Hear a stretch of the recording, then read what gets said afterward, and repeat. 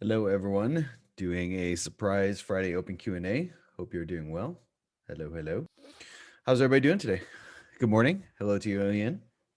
All right, so let's go on. What's up in the markets? How's everybody's trading week going? We had a pretty interesting week until like yesterday afternoon, and then markets just took a crapper basically. Romanian. Oh, okay. Constantine, good to see you. Yeah, so markets just sold up pretty heavy. I tried to do a lot of research into it, just find what's going on because I couldn't really find a news catalyst.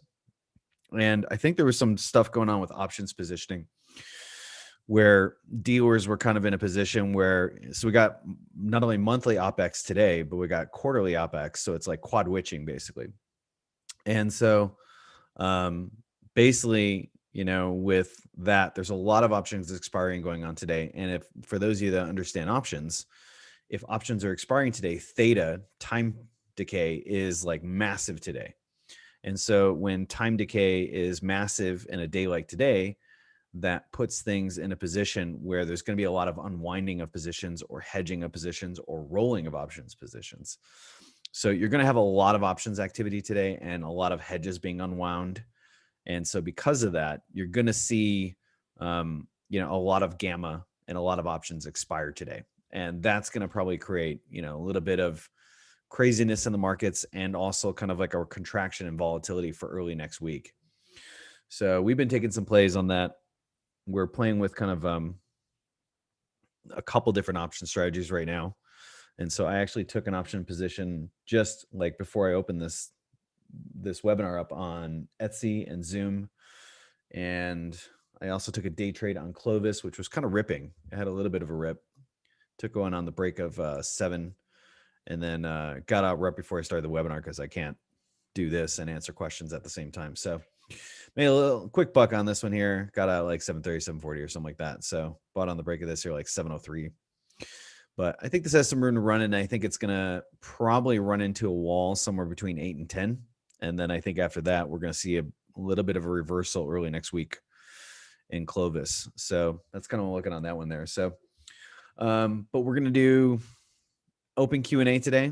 And the open Q&A basically is I'm going to go over some charts. And if you have a question on any instrument, any time frame, or just even trading in general, then you can ask it. Now, if you have a question about a particular pair, instrument, stock, doesn't matter, index, whatever it is, I just have 3 simple rules, super easy to follow. 1, give me the symbol name. 2, give me the time frame you want me to do the analysis. And 3, 1-sentence description, bullish or bearish. If you're in the trade, then you have to do the 4th thing, which is give me entry, stop loss, and take profit so I can analyze that. So that's pretty much it. That is what we got today. So with that being said, let's see. Let me make sure everybody got the Momo. Normally I have Sasha to help me with this, but homie is temporarily MIA. He's got something to take care of. So, okay, cool. All right. So with that being said, let's get to the first question of the day. Clovis, you're running without me. If daily time frame is above the 20 MA, but H4 is down, can we take an entry basis on the daily time frame? That it's kind of a vague entry. And being above the 20 MA in and of itself, Azim, you got to understand that the 20 MA is a moving average. It only means something if we're in a trending market. If we're in a ranging market, then or kind of like if we're in, let's get my trusty pen out.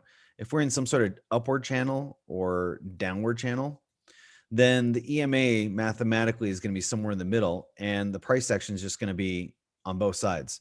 So the EMA only means something in a strong or a healthy trending environment. Otherwise, being above the 20 MA or below the 20 MA, you can't think of it as a general rule. Like, because in a situation like this, you can be like, oh, we're above, like the market's right here, and you're like, oh, we're above the 20 MA, so we should be going long on this one here. Like, you can't think about it. You got to understand how the 20 MA functions in relation to being dynamic support and resistance in relationship to price action order flow. So if you understand that, then that changes the scenario. But you can't have like I don't have general rules of like, oh, we're above the 20 MA, but we're bullish on this, but we're bearish on this. I'm gonna do this. It's not how it works. I analyze the price action context, and that gives me an understanding of where the dominant order flow is and where it's not. If it's in transition, if we're in a corrective structure, impulsive move, what type of trend we're in. The type of trend you're in determines what types of strategies you can and cannot use. in really strong, high momentum moves, you can't trade pullbacks because the market isn't pulling back. So it doesn't make sense. If you're in a choppy trending market, well, then you don't want to take breakouts because it's less likely to be profitable because the market is choppy. So that's kind of like a general rule about that. What is your opinion about Gionati right now? So again, give me a time frame, Azim. 3 things: symbol, time frame, 1 cent subscription, bullish or bearish. And you're just saying pound Aussie, bullish or bearish. You got to give me a 1 sentence description. Are you bullish or are you bearish? And just in that description, why? Okay. Top Tick Tom, he's got it right here. Good man, Top Tick. GE daily entry 1290. Let's take a look. Which one do I want to use? Let's get rid of Clovis. GE. We bring good things, hopefully, to your stock portfolio. GE daily. 1290. Let's go there. Daily. I'm using a different mouse today. My ergonomic wireless mouse crapped out on me yesterday, so I'm using the backup mouse right now. We got the B Team mouse, and so I had to order one, and hopefully it arrives today or tomorrow. Sorry, alert's going off on that. All right, daily entry 1290. I don't see anything great about 1290. Yeah, and I'm a little concerned about this. So you have this making new highs, and then you have a false break above this right here. So you have kind of like a breakout right here, rip, fade, and then a little bit of a pullback. So you kind of got a choppiness going on right here, which means to me you got to extend it more of like 12 to 1450. I wouldn't be excited trading in the middle of a corrective structure right now, or even 1290. I wouldn't touch this thing until $12. And since we got OpEx going on, let's check. Where's my well, let's see let's see what's going on GE for. Let's see what's up with their options positioning.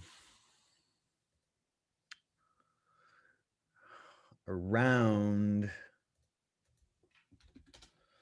how much gamma is expiring this Friday? It's got a fair amount of gamma expiring this Friday. It's quite a lot. Around 50% of its gamma is expiring today. So that could create an interesting reversal in the stock. Above 12, calls start to outweigh puts. So 12 might offer support. Yeah, I kind of like pullbacks to 12 on this one. Yeah, I like a pullback here. 1290 doesn't make sense to me in the sense of this range. I like this 12 level here. So I'm gonna set an alert myself. I don't know if we're gonna get there today. We might get there on like a week pullback. But if on Monday it kind of like correctively moves down, so if it kind of does, just kind of choppy moves down, and then you see it start to transition at 12, check the time and sales. I think it could be a potentially good trade. So it's not a bad spot. I like this one, Top Tick. I like this one. Not bad at all. Not bad at all. Leo, how do you deal with a bull trap once? Like all traps, I'm trying to think of how many times I've gotten trapped. Yeah, I'm trying to think of how many times I've gotten trapped in the last month. Like not many, like maybe once. And I think in March I'm trying to think maybe once this year. So if you're watching volume, Leo, and you're watching time and sales, then you tend to be much faster at adjusting to potential traps or avoiding them before they happen. If you're trading if you're trading FX, you don't have access to like legit level 2 in time and sales. That's one of the downsides of FX. You can't see actual volume happening in real time, and you can't see time and sales. So you don't really get any level 2 exposure. And that means something, because if you think about it, how many times have you seen like the perfect breakout setup? It comes, does the perfect breakout setup, rips higher, and then the exact same pattern, formation, looks exactly the same in the chart, all the things pointing go, and it's just a complete dud at the breakout. It just doesn't go anywhere. Well, what's the difference between those two? It's not the structure of the pattern, it's the order flow in real time. There was nobody buying that breakout. There wasn't a lot of people getting stopped out, which helps fuel the breakout. You were, maybe you're running into some serious hedge walls and option positioning or something like that. So the difference is understanding and being able to see that information. And in FX, you can't see that information. In stocks, you can. And so in stocks, you can see the time and sales in real time with your broker. And you can see the, level 2 quotes on the dome. And that helps you to read potential traps ahead of time. Hey, we're about to break out, but this is looking really heavy on the offer right now. And the prints are not speeding up, which is what you kind of expect on a breakout. Can anybody answer why they think prints would speed up on a legit breakout? Who knows the answer to the question? I do have some students in here, so hopefully some of you sharp second sky traders can answer that one. So who wants to answer that one? Meanwhile, I'm going to answer Jackson. He's a member. GM, could you check WK on H1? Okay. We'll look at WK soon. So who wants to answer that question real quick? You want to look on 1 hour? Okay, let's take a look. That would be this one. Looks weak right now. I'm assuming this is the one you're talking about. Looks very weak. So you had a 1 candle rip and not a whole lot of follow through. False break here. And then super strong impulsive selling, and it's holding at weekly view up right now. That's not a good sign. That means it's got overhead resistance right here. So not a fan of it right now.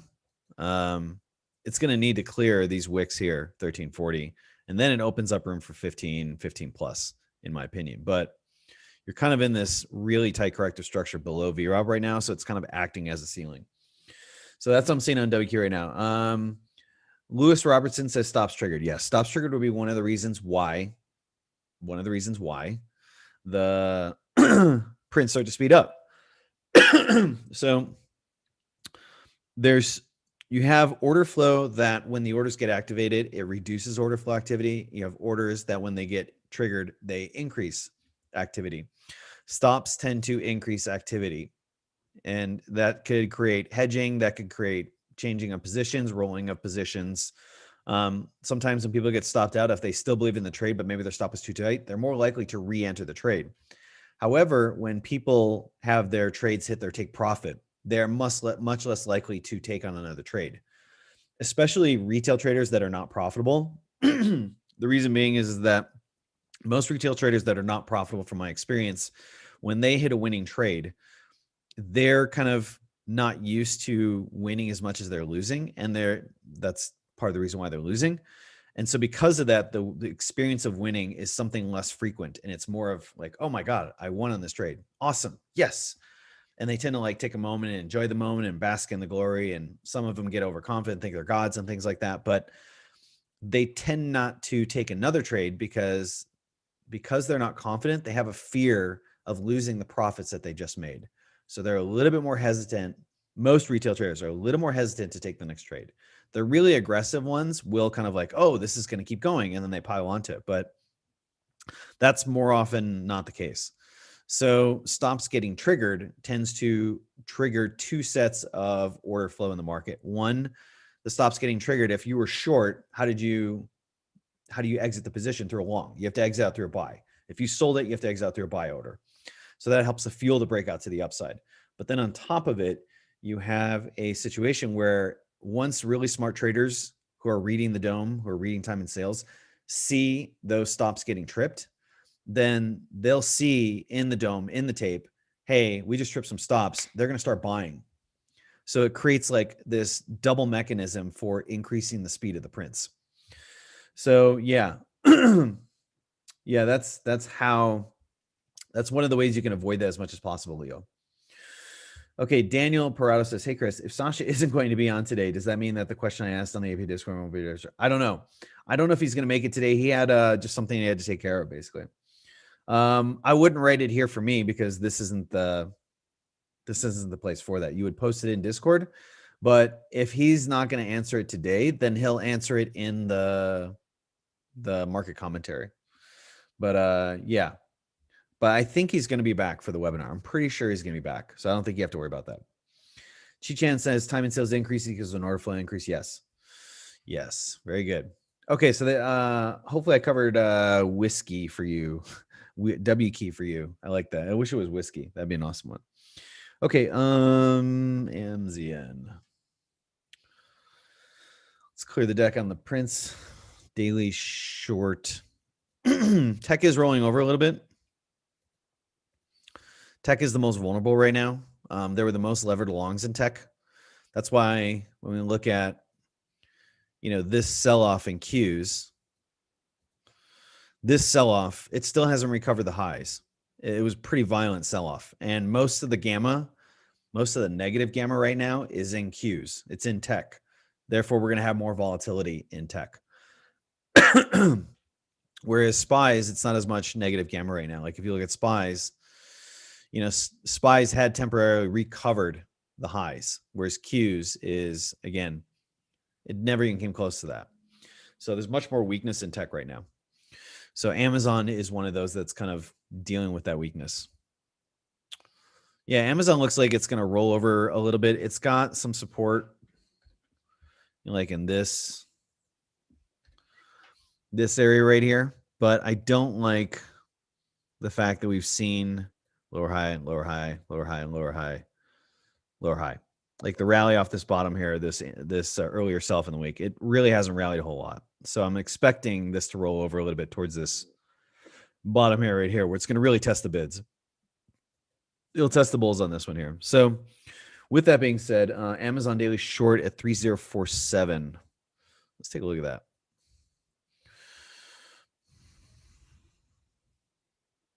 I see what you're doing. It's not a bad play. For like an intraday trade, I like your location. Let's see what's going on options. It's a good location.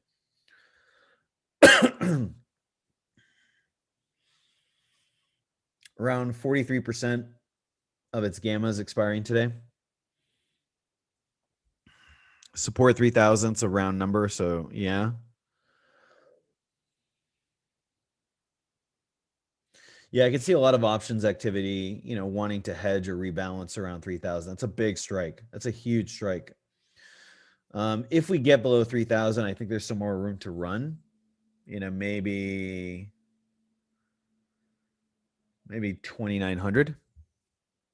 So yeah, I think if we can eat through 3,000, then I think you got a little bit of room to run.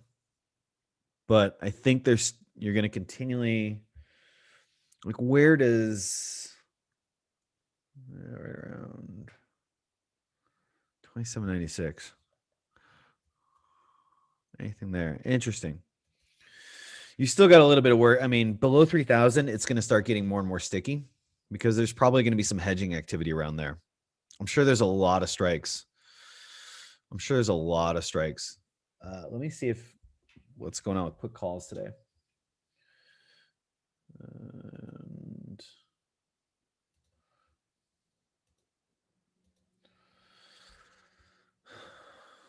calls are outweighing puts about 1.5 right now.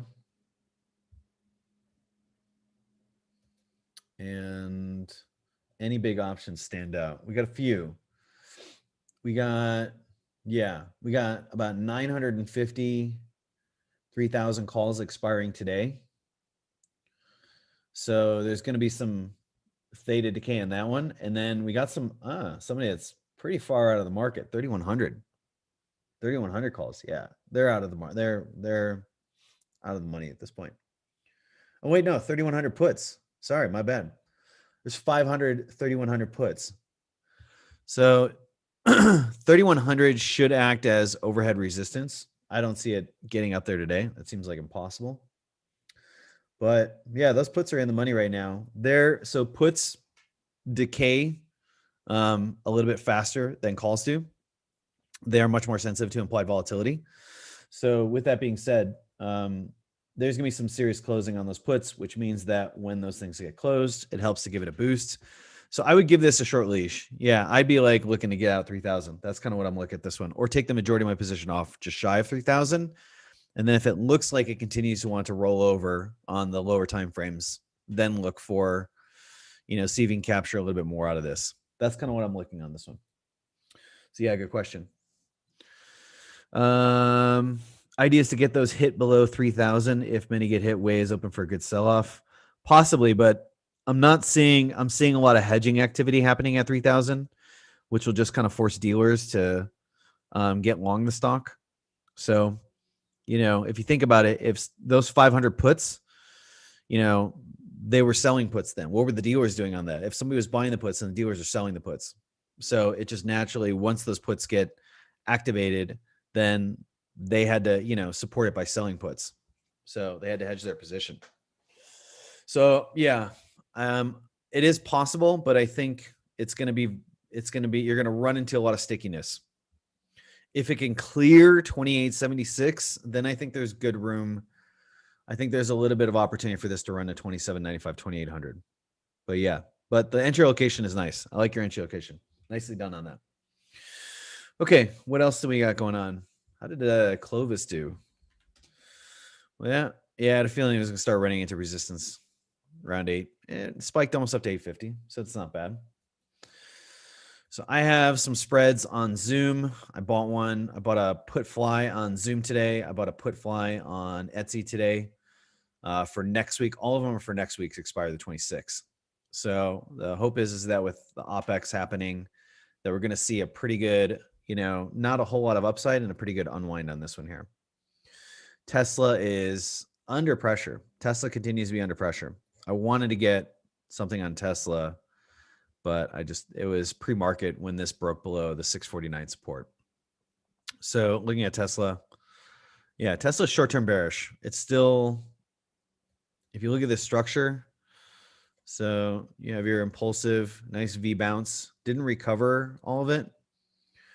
And then lower high, new significant low, triple bounce around 555. Really good rip from here. This is really good. This is a really good rip, but then it just stalled.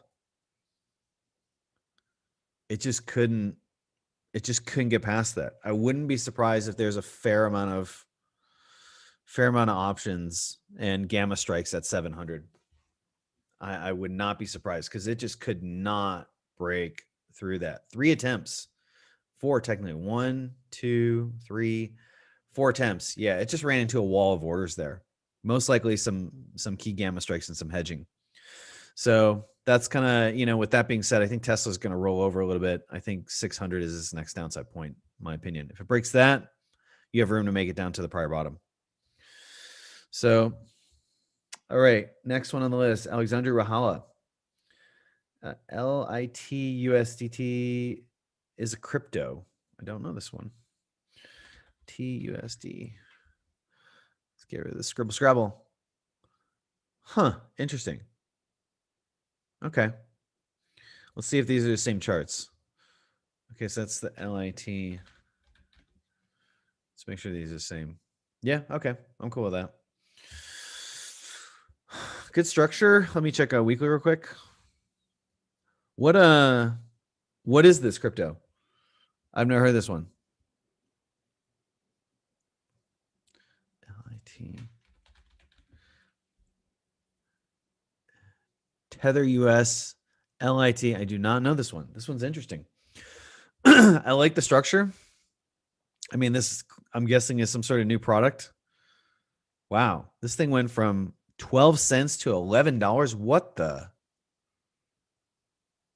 F? Did that really happen? Holy crap. This is a good structure. This is a really good structure.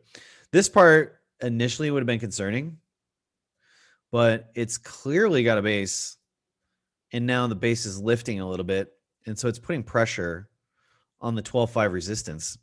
I like this chart. I really like this chart. Yeah, I like this chart so far. Let's check it on 1 hour real quick. It seems like it has a pretty good propensity to roll back to the weekly VWAP. So Maybe a pullback to 11. It's not a bad spot, though. I like the structure. It is new. I like the structure. It's a very good. Yeah, the structure is good. Let's look at a 4 hour real quick. This ain't a bad setup. This is not a bad setup. Yeah, clear base, very clear base. Like if it gets back down to 6.6 or 7, I'd be a buyer. I'd be a buyer. And then you got another RL at 10.08. It's got some nice levels along the way. It's not bad. I don't like the breakouts on this one. I prefer dips because it shows a propensity to dip. So I like pullbacks on this one. Like it's not holding any breakouts for long. So that's not a bad idea. This is a good spot. I should check and see if my broker has this, because if it does, then I like this one. It's a nice spot, Alexandru. Not bad at all. Not bad at all. Targets, yeah. I mean, 13 round number, but then this kind of 14.36. If you can clear through this stuff here, then obviously 15 and then your 18 target.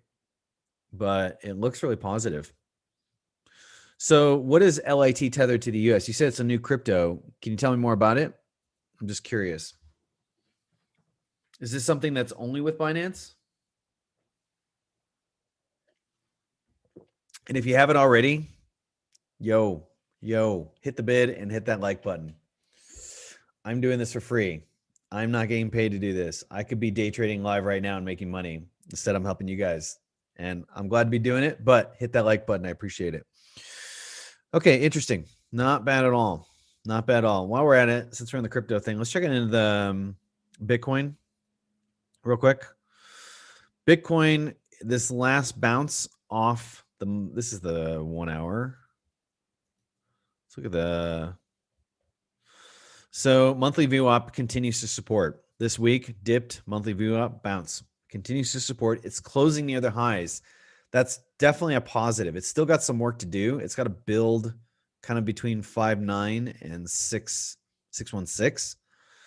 But if it can close above current prices 5.82, which is this prior all-time highs, then that's going to be supportive structurally. So I might buy on a dip. Yeah, I would be okay with buying on a dip, but overall, Bitcoin remains supportive. Feels like it's shaking out some kind of, week longs and kind of it's not, yeah, there's just a kind of a little bit of indecision around going on right now. But dips to 5.4, not bad. Yeah, 49.8. I don't think we're going to get that far, but wherever that weekly view up was, which is 5.4. Yeah, it's right there. That's a nice, yeah, this right here is that's all the monthly view up. Ping tried to penetrate, really couldn't get past it. Third attempt, rips. So that rip, and then now holding the session VWAP or the weekly VWAP. Yeah. So it needs to press up against this here and build pressure. As long as it continues to hold this, If it holds this, then really you just got to correct the structure here. If it holds this, then you're building another floor up, basically. So yeah, not bad on that one. I'm liking crypto. Okay. How are we doing on time? You're doing 7:20. Okay, you probably go another 10, 15 minutes. Yeah, we can probably go another 10, 15 minutes. So any instrument, any time frame, let me know. 1 cent subscription, bullish, bearish. Clovis, do I want to get back in on Clovis? So let's change you to weekly. I like you on the weekly for my higher. I don't know if I want to be taking any more on Clovis. I made my money on it. Caught the breakout, caught a little bit before this. There is, yeah, maybe. It's a nice bounce off that's a nice bounce off the 9. If it can clear 837, but it's going to be running into some serious resistance soon. And being that, yeah, it's going to start running into heavy resistance, especially around 9, between 9 and 10. I did not see this breaking 10 today. I think the chance of this breaking 10 are very slim. I put it at less than 20%. Less than 20% on this one. Wallball, good morning to you. Good to see you. Okay, so any other? Wow, you guys are kind of. Oh, Sasha's back. Okay, so it looks like who was it? Daniel Parado. I think you're good with Sasha. I think he's going to be here. If Clovis loses, if it loses this pullback here, 754. Like if this 5-minute candle closes below that, it's done for the day. Yeah, it's done. Yeah, it might get a bounce at 699, but that 5-minute sell-off right there, that would be enough for me to not want to be in it. You know, it may get a dip off VWAP. There might be some VWAP buyers, but yeah, I think it's just got too much resistance now at this point. I don't see this really breaking past 8.5 today. Definitely not 9. Definitely not 9 on that one. Okay. Jerry Auclair. Hi, Chris. Great analysis here. Any thoughts on Omicoin? What's this? Is it just OMI? Help me out on that one. So you got to give me the full symbol if you can. I don't know which one Omicoin is. So always symbol, time frame, 1 cent subscription, bullish bear. Chris Reed. Good name, by the way. Pound Kiwi. It's a deep 4 hour. I like pricing on FXCM a little bit better. It looks pretty bearish. I mean, it's not a PBO yet because this is just a second touch. So it would need to have another bounce. But looks bearish. Yeah. It's not bad. What time frame? Oh, sorry, I'm on the 5. I'm the Lone Ranger Forex guy. Who's the Lone Ranger? Lone Ranger? Do you mean like in our community? All right, you want it like 4 hour. So let's take a look. 5-minute looks bearish. I do not see a PBO on the 4 hour. I do not see a PBO on the 4 hour. I do not. On the 5-minute, yes. But we're kind of in the middle of a range here. Yeah. Eco me on that one. Okay. Yeah, the 5-minute looked okay. The 4-minute, not so much. Yeah. I'm not seeing that on the 4 hour, though. Okay. Ecomi. New ECOMI. I do not have this symbol. Omisego Tether US. Could it be this one here? Like the OMI tethered to the US dollar? Is that what you're thinking maybe? Yeah. Let me know. Well, let's pull this one up.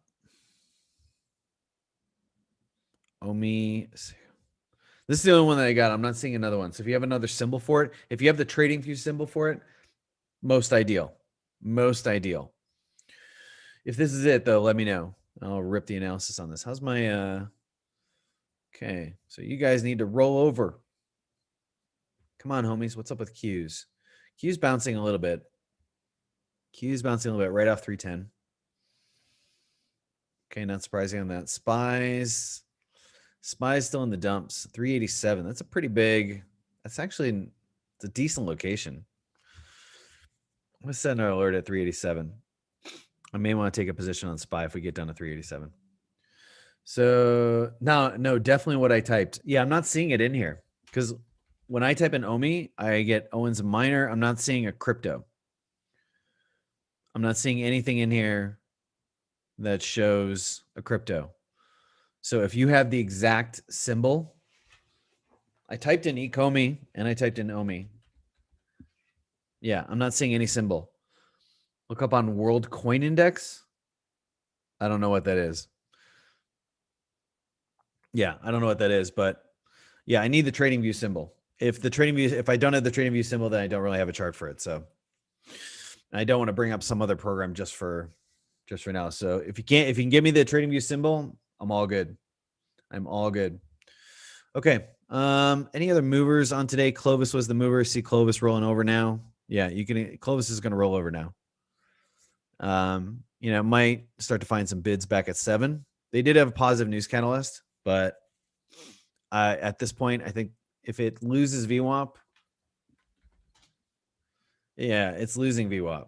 So if it loses VWAP, then I think its next stop is 7. You know, if it loses 7.36, then I think you're going down to 7. That's what I think is happening on that. Any other movers on the day that I want to check out? Zkin. 30 million, averages 2.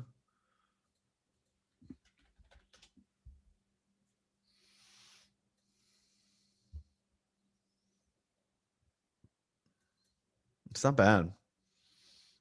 It's a little late in the day to be taking a rip like this. And it hasn't made a second touch on the 13.95. 10.48.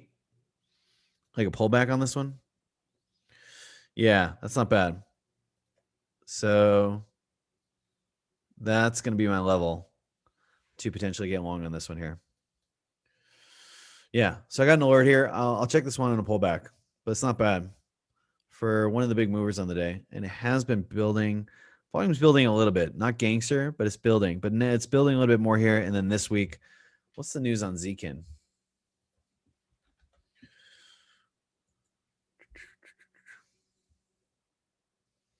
NFT, non-fungible token. Okay. I don't know, man. I'm not totally crazy. I'm not totally sold on the NFT type stocks right now. I think they could be like short but sweet kind of thing. I think they could be, you know, I still need time to kind of understand more about NFTs. So I'm very tentative to take trades on NFT stocks right now. I'm just not totally sold on them yet. I could be, but I'm not totally sold on them yet. Yeah. That's kind of my thoughts on that one. I kind of want to do another. Hold on 1 second here. I might want to do a trade real quick on this one. Just want to see if there's a trade on this 220.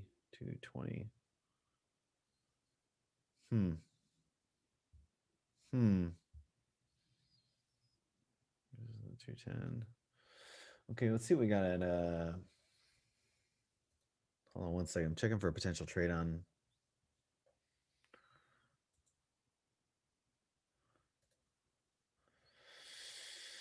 220. What would that be at 210, 220, 210, 200. 210, 200. Why is get rid of that. Seems weird. Oh, that's why. Okay. This is kind of what I'm looking at.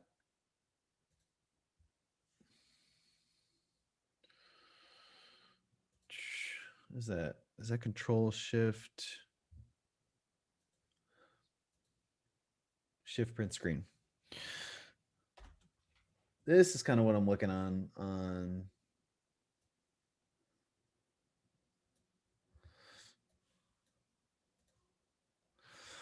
that's kind of what I'm looking on this Etsy trade.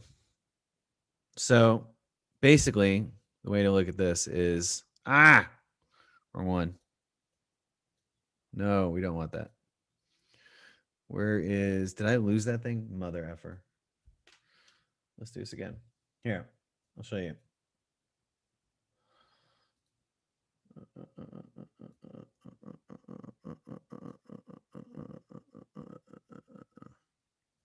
Okay. So looking at a put fly, we are at resistance right now, which is 220 resistance. So I'm thinking of buying the 220 put, selling double the amount of the 210s, and then rolling into short puts here. So it's 1-to-1 ratio basically on a put fly spread. So if I was to take this trade, I'd pay $2,000 in premium. If it can close at 210, then I can make $7,700 on this one here. It's not a bad trade. I mean, you're talking roughly a little over 3x on this one here, and it'd be a short expiry. It's for next week. So yeah, that's a potential trade. I might take that one. Want to see how it acts at this breakout. Right now, it looks like it wants a breakout. So I might wait for a little bit of I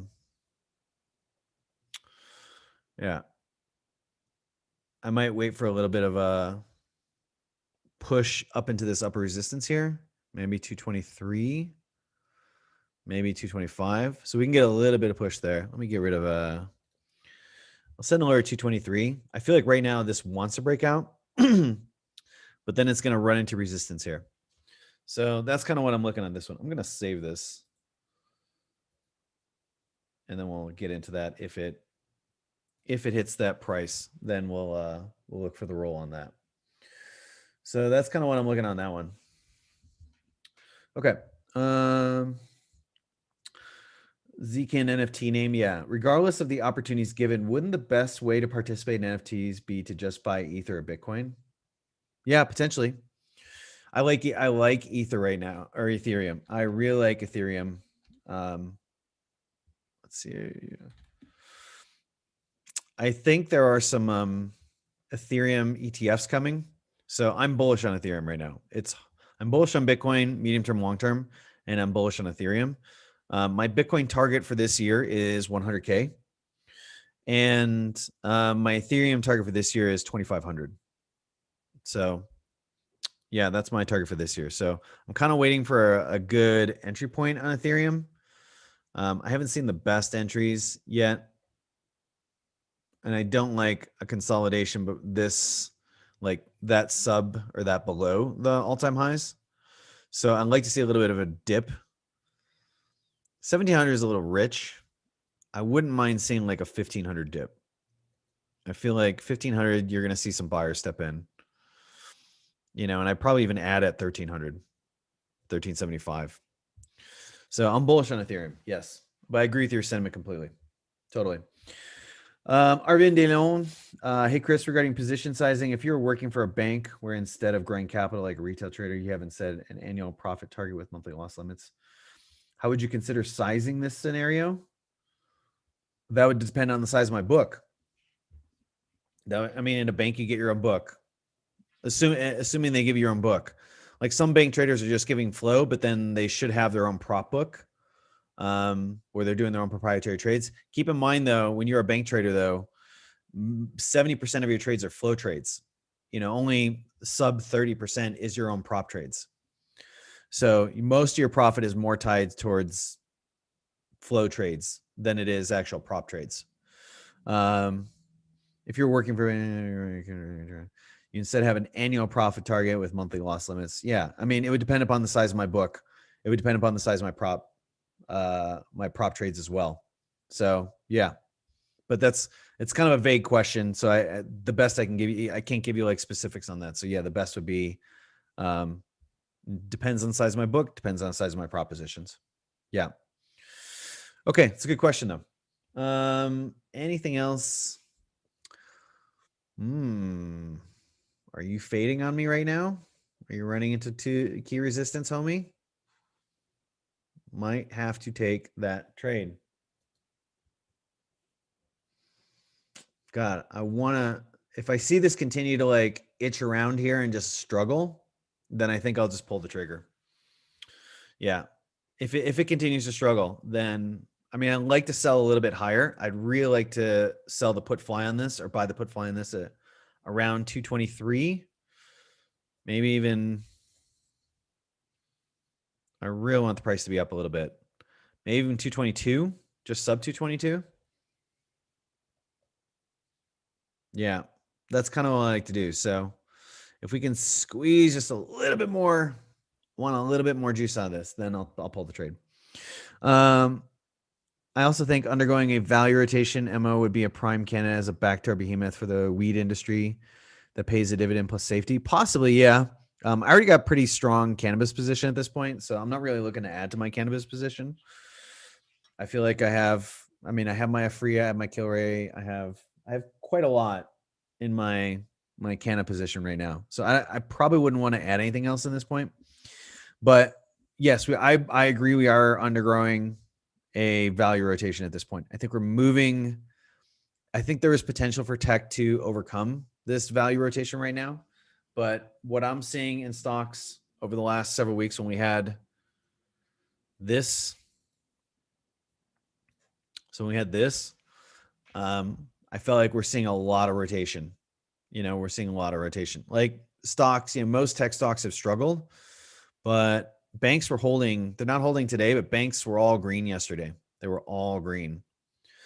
So yeah, I feel like we are shifting out of small caps. So as we said back in 2020 to our wealth building course members, we said when the market recovers, the first stocks that are going to recover the best will be small caps. Small caps typically outperform after bear markets and recessions. They typically outperform. They're like the first out of the gate. They have the strongest performance. And that's what we saw last year. Granted, we saw all stocks. I mean, just most stocks. I mean, airlines did not, travel did not, service industry, commercial real estate did not definitely rally off that, but almost everything else rallied in 2020 through COVID and early portion of this year. But then once we hit this wall, we saw and started to have a massive sell-off. We started to see a massive rotation out of tech into value. And so I think, it's possible that we see reduced outperformers in small caps. And that's going to change. If that happens, then I think the people who are like scalping the, $1, $2, $3, $5, $10 stocks, I think they're going to see a lot less trade opportunities. Their profits are going to be not as much because tech and small caps were just ripping. And if you start shifting to value, you're talking stocks that are now 50, 60, 70, 100, 200, $300. So I think those scalpers that trade small stocks and scalp small stocks, they're going to find less and less opportunities, and they're going to see their profits. They're not going to make as much on their upside days. So yeah, I think you have to shift. I think there is a rotation for sure. We've shifted our portfolio without a doubt. We've definitely unwound a lot of tech and unwound a lot of our, outperformers during this rip. And we are definitely shifting into more value. That's why you see us trading stocks more like BBY. We did a position yesterday on Best Buy. I took positions in Zoom and Etsy today. I'll probably take another one. So yeah, that's kind of what I'm seeing. And so I think we're seeing that. And if that happens, you could see a major change in just performance. For banks, I really like MS. The one I like the best between banks, my favorite, it's been the most stable, is TD Ameritrade. I really like TD. I'm not saying that because I trade with Thinkorswim. I'm saying that they are one of the most solid Canadian banks out there. They are Canadian, but they also have US exposure. But they're definitely better at protecting their downside. So I really like TD on this one here. I think if TD gets, I'd rather get to like 60. I have an alert for 60 flat, but maybe I put it a little bit higher. I think if we get into 60, 60, 60, 50, 60 flat, then I could see myself taking a position on banks, particularly TD. And they have a good dividend, 3.84. It's a very strong dividend. So I think banks are going to be in a very strong position in the near future. DKNG rallying. Yes. We got some DKNG trades. Following up on previous question, you're just like pushing it. Before anything's okay. Okay, cool. Following on previous question for prop trades only. Given a hypothetical 1 million USD monthly loss limit, what do you think would be a reasonable risk per trade? My average range is 30-40%. Let's put that through my risk of ruin calculator.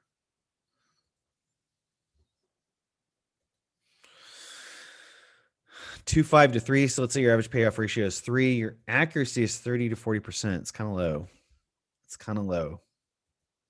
In my opinion. So let's see here. Why is it not allowing me to? That's weird. Why is my own tool? Huh. It's almost like it locked up on me. 3:35. There we go. That was weird. Okay. How many trades are you taking a month? How many trades you take on this hypothetical situation? How many trades are you taking a month? Right now, I think this year we're definitely up on trade frequency. I think we're almost at 300 trades for the year. Almost. So we're averaging almost 100 a month. I think by the end of March, we will probably hit 300 trades. Yeah, we'll probably hit 300 trades. So 100 trades a month right now. I mean, technically, so you'd have a 0 RR risking 1%. But you got to understand that given your hypothetical situation, your bank is probably going to have risk limits in place. They're going to have risk controls in place. They're going to have a guy who's their whole job is just to measure risk. Like I had a friend on his trading desk, all he did was just measure the risk analytics for his entire team. Like he wasn't trading himself. He was just measuring the risk analytics for his entire team. He is that guy. So you're taking 12 to 15 trades a month? Really? That's kind of low frequency. What are you trading? Are you trading FX? I'm just curious why you're only finding 12 to 15 trades a month.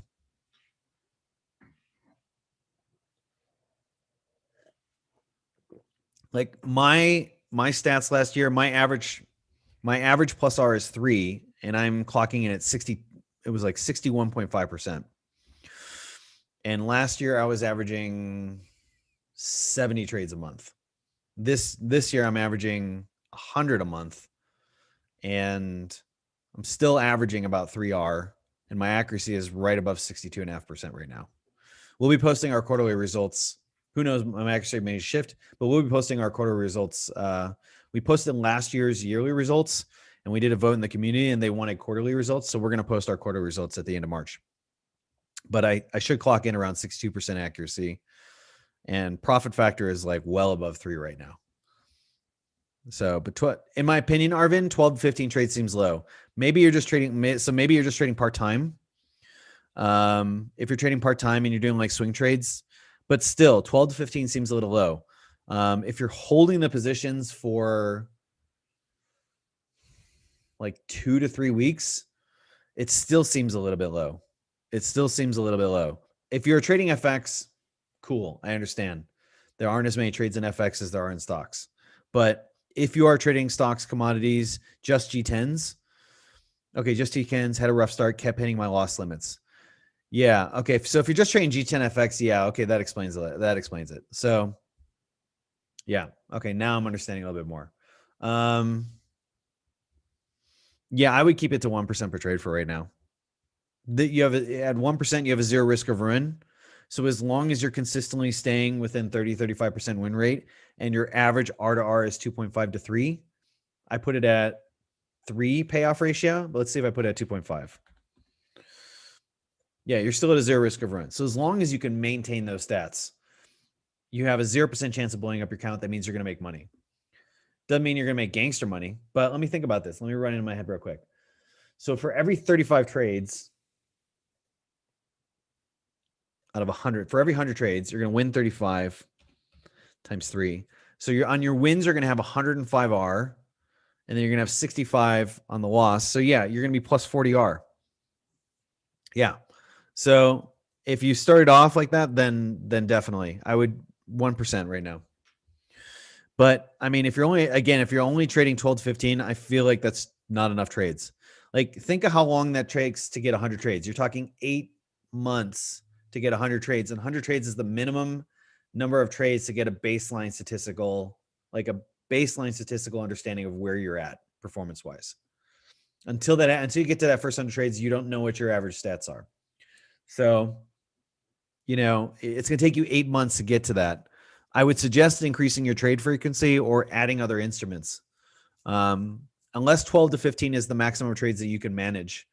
But yeah, I would suggest increasing your trade frequency. Otherwise, your learning curve is going to be so slow. Like if I can do 12 trades in a day or 2 days. So think about my learning curve. How long it takes me to hit 100 trades on average a month. Okay, so what's my learning curve? Over a month, I have 100 trades. I'm building a good statistical baseline every month, but I'm also the feedback I'm getting from the market. I'm getting 100 trades feedback every month. So I'm getting more data back from the market, and the more I crunch that data and go through my trading journal, the more that I can understand where my strengths and weaknesses are. So super important, super important to make sure you have a strong learning curve. How are we doing on time? 7:46. Okay, I got to get out in just a minute here. Last question of the day, wall ball. You win. And if you haven't already, hit the like button, hit the bid. We appreciate it. I'm definitely over trading in the sense I'm taking too many trades outside of what I'm most familiar with. In the middle of a rough drawdown, are you in our course, Wall? Because you can always get feedback from me there, and we can look at it a little bit more deeply. But if so, how do you know what's the definition of over trading? It's a very simple definition. If you're trading outside your trading plan, any trades outside of your trading plan is over trading. As long as it's within your trading plan and fits your criteria, you're not over trading. That could be 50 trades in a month. That could be 500 trades in a month. That's not over trading. Over trading is only when you're trading outside of your plan. Now, there are periods where you can have an experimental period where, hey, I'm going to experiment with these strategies, but you need to make that like a set period of time. Hey, for the next 3 months, I'm going to experiment with strategy X, Y, and Z. I got all the parameters. I put it into my, trade plan. This is part of the like experiment. This is just for data testing purposes. I want to test with a demo account, whatever. If you feel confident, like I test with live money, but I do that because I'm a profitable trader and I'm comfortable losing money on a live account, testing out new strategies. If you're not a profitable trader, you should always test out strategies on demo first. Simulator, then demo first. Do not waste your money until you're making money consistently trading. So with that being said, you can have an experimental phase where you put it into your trading plan. Hey, for the next 3 months, I'm going to experiment with X, Y, and Z strategies. You need to lay out the details for all those strategies, the time frames, what are the parameters for the setup, have screenshots of what they look like so that you can do that. And then you practice that for that entire 3 months, regardless of how the performance is. You just practice those strategies and you do it for a consistent 3 months. So one, you don't adjust the trade plan in real time and start fiddling with it. And two, you get a good solid data set of how you're performing. You need that. So that I'm okay with you taking trades outside of what you're most familiar with if it's part of a pre-designed experimental phase. If it's not and you're just kind of randomly doing it, then you're trading outside of your trading plan and you need to cut that off like ASAP. I should only be utilizing leverage this way in the best steps, not every play. We agree. Yeah. So yeah, seems like some mindset things going. You're only in APA, really wanted to be in the stock course. You can still join the TTM. There's a discount rolling right now. There's a spring break discount rolling like this weekend only. Arvin says, thanks, Chris. Amazing how you give these sessions for free. Stay safe. I appreciate it, Arvin. Thank you. Okay, last one. Long Luong. What do you think about CYH? I mean, see, this is somebody that's doing it right. Good man. Good lad. Doing it right. Okay, LCYH. Health Systems. Okay, I'm assuming it's this one here. Is it Community Health Systems? Long? Let me know. I'm in at 1175. I think your location is pretty good.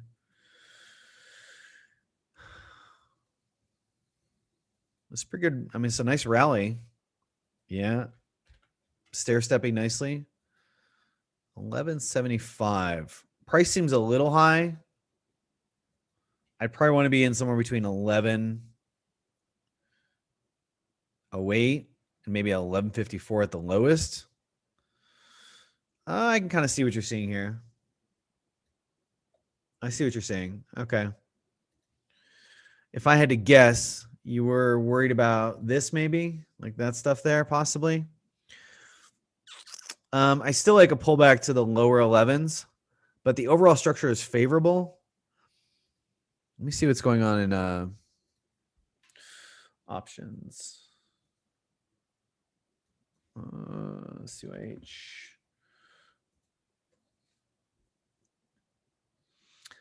$12 is gnarly resistance. This whole 12-13 area is gnarly resistance. Very gnarly. It's got a lot of gamma. It's got a lot of options expiring today. About 57%. That's huge. Calls are definitely outnumbering puts. They started to massively. That kind of makes sense. So right around here is when calls started to massively outperform puts. 10, I think, is a pretty darn good level. So yeah. So looking at that, I'd look for a dip into low 10s. I'm looking for a dip into low 10s. I think 10's going to hold though. So if I was already long, which, yeah, I prefer a dip on this one here, like 10s. This is actually a good spot. I like this one. I might take this trade. It's not bad. That's not bad. But I'm going to wait for a dip into 10. If it happens to get to like 813, then I think I'll buy a little bit more. It's not huge surges in volume. It's slightly bigger the last few days, but yeah. So I prefer a dip on this one here. Prefer a dip. Yeah, to around low 10s. And then I think you have a little bit more. Plus also with 57% of its gamma expiring this Friday, it's going to unwind a little bit. Probably pull back, volatility will compress for a little bit. So it'll give you, hopefully it gives a corrected pullback into 10, and they'll give time for option traders to rebuild positions for the front month. So yeah, that's kind of what I'm seeing on this one. Yeah. So I mean, I don't like the location right now, especially going into a Friday, especially going into OpEx quad, quad witching as well. So I prefer, at this point I would probably just like cut it and then wait for a reset. This is just my opinion. That's why I'm looking at that. Okay, I got to get going. I got a live webinar for members right now. We do have a special going on this weekend for Trading Masterclass. The code is on the website. When you go there, there should be like a pop-up that gives you a code. It's like 20% off for this weekend only. So take advantage of it. Other than that, good luck trading, everybody. Have a great end to the week. Hit the bid, stay in the green, and I will see you guys next time. Take care, everyone.